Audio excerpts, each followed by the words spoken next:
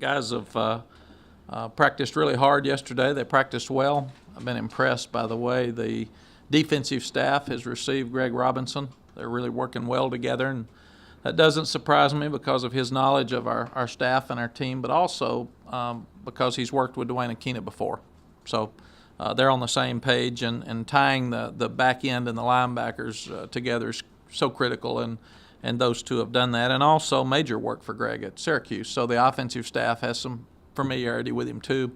We're still doing a lot of the same things with the structure of our day and our staff and the way we practice that we were in 04 when Greg was here. So that's been an easy transition for him, and I thought they did a lot of good things yesterday together.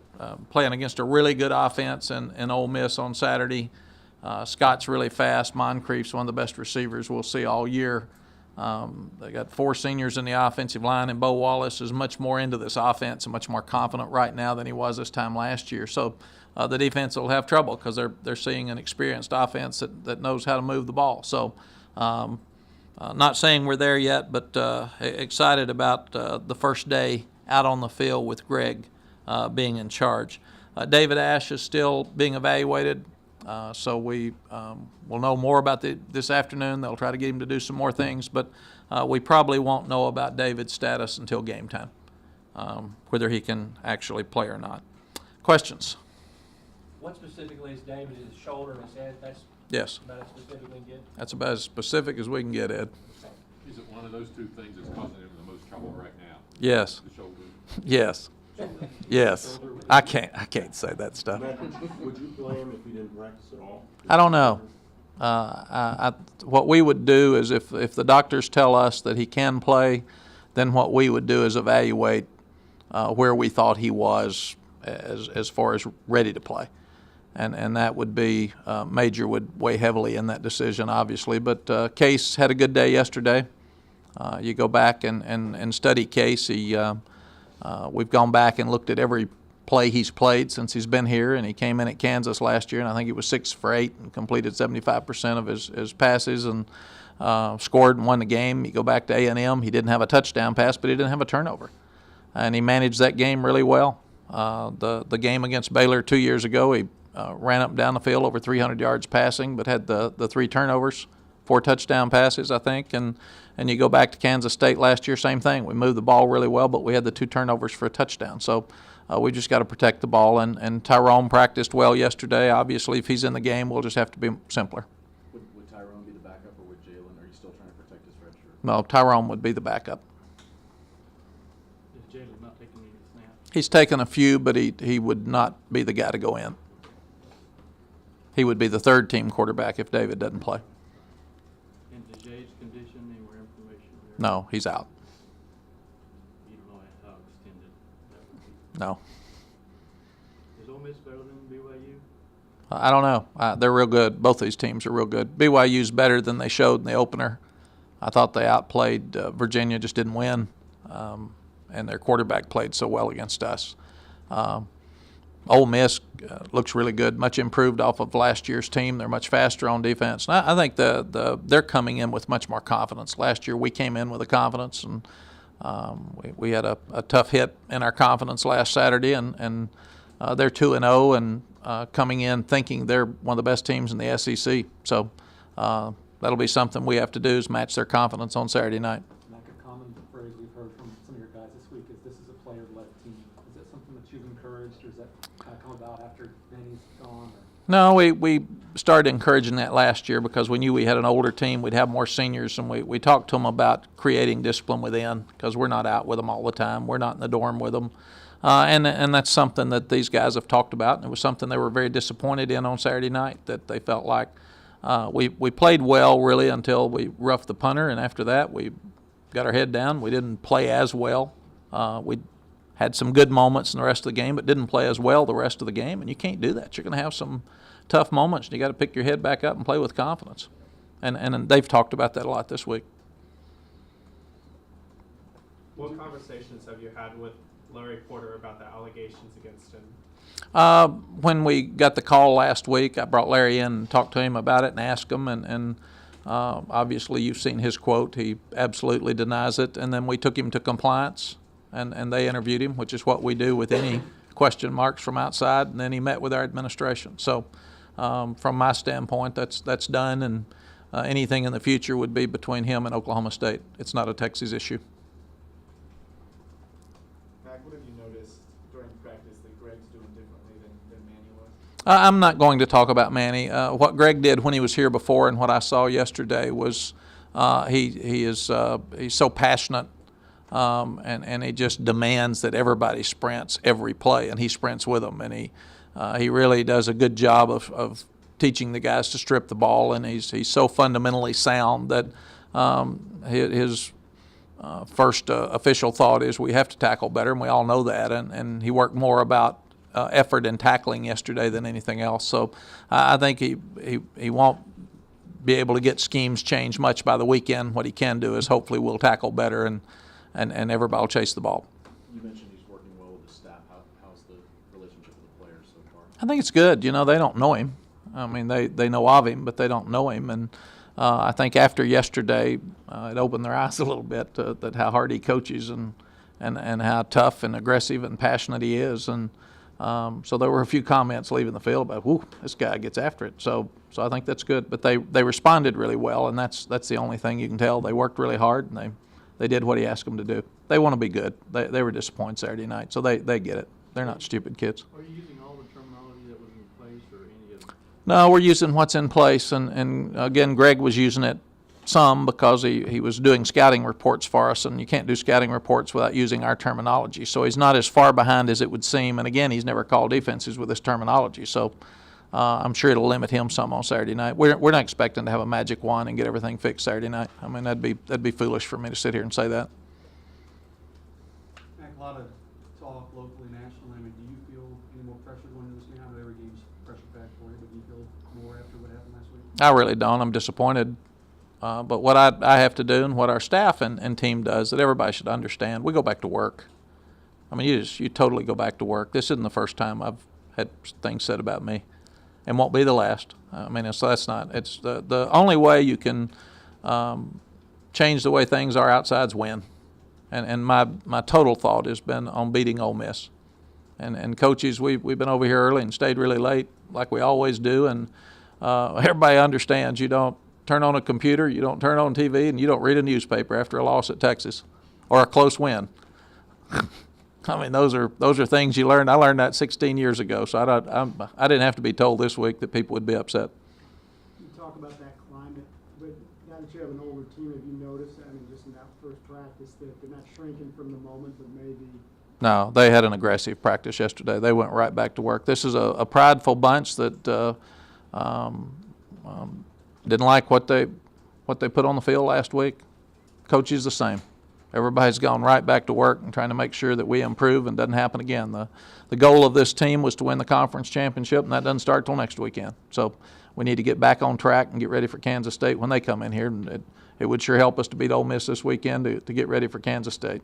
What do you focus on offensively to improve? We're all talking about the defense now. I thought another thing we need to do is we lost Ajay. That was a lot of the offense, so we can simplify and go back and make sure that we don't have missed assignments and we can play free. Turn your mind loose and let it go. I thought we probably took too much to Brigham Young.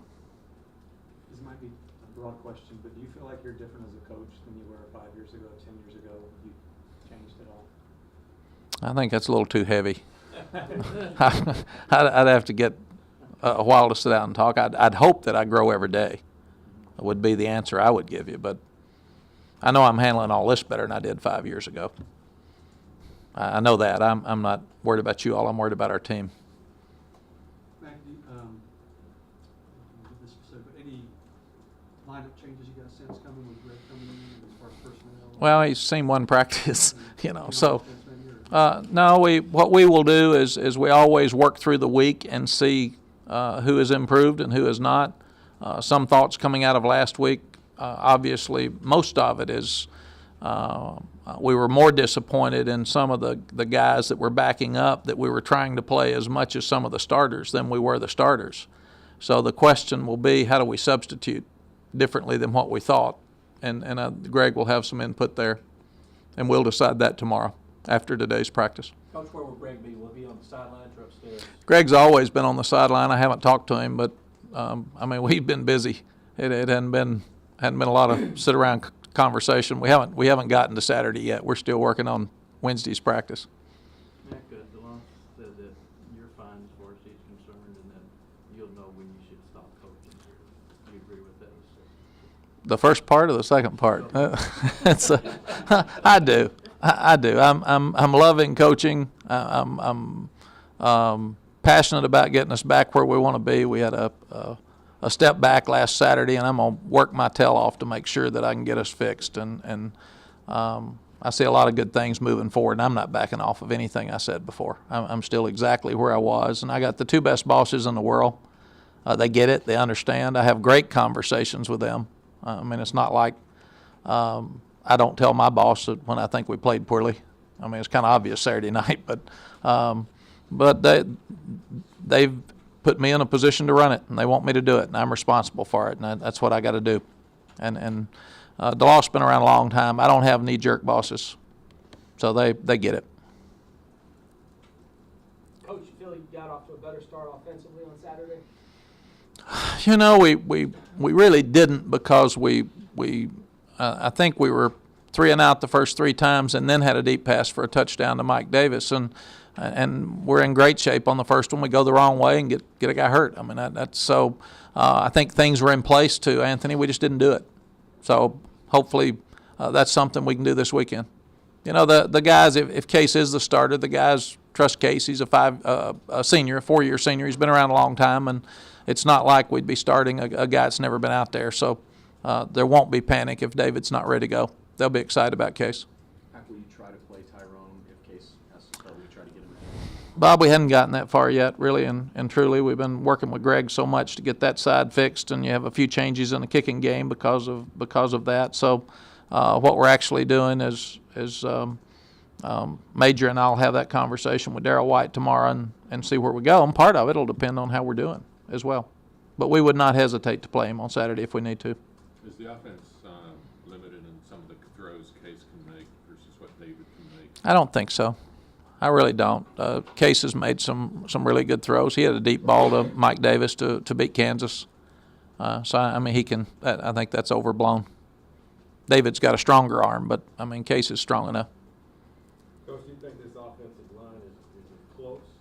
Do you think as far as execution? Because I know Trey said yesterday it was simply a matter of executing consistently. Yeah, that's why I wanted to simplify. I think they are close. They're doing good things in practice. And this will be, at the end of the year, we'll look back and say this is the best offensive line we've had in a while. I'm still standing by that. I believe in those guys. I believe in Stacy. And Brigham Young's, at the end of the year, will have had a really good defense again.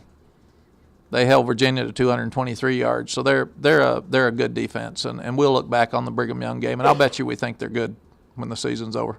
You said you found out about the Porter allegations a week ago. Do you think that contributed to the loss in any way? No, not at all.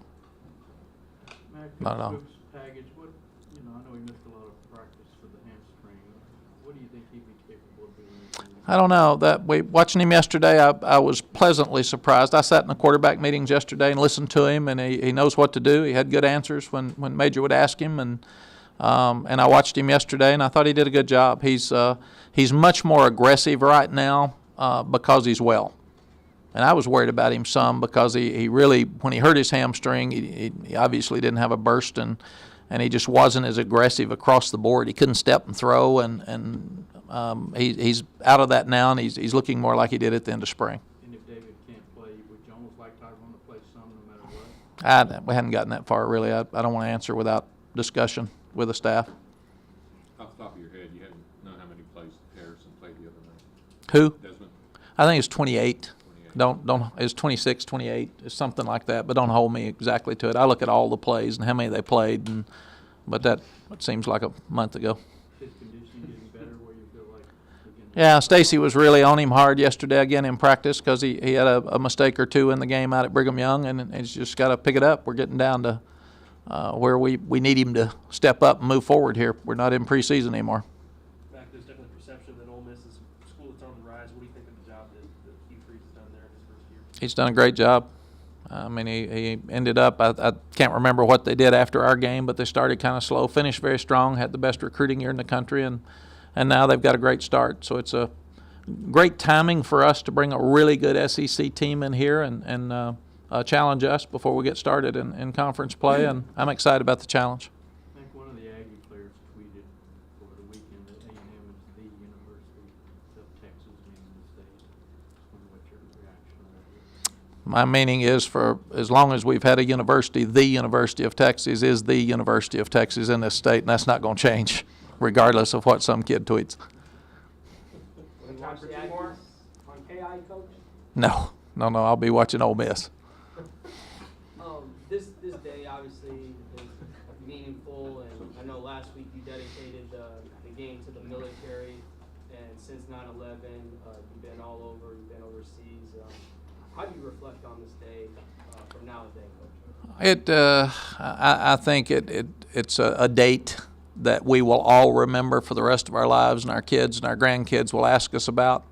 All of us probably remember exactly what we did that morning. I do. I remember walking in and sitting in the meeting room and somebody coming in and saying a plane has hit the